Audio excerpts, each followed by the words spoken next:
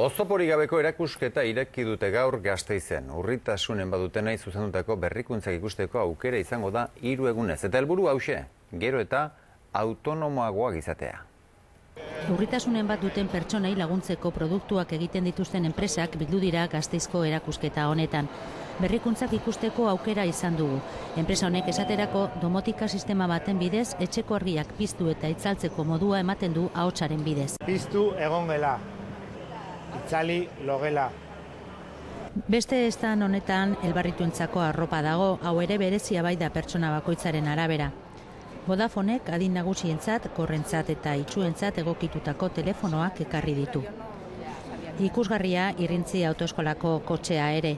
Gurpildun aulkiarekin sartzeko ez dago arazorik eta aginte honen bitartez gidatzen da.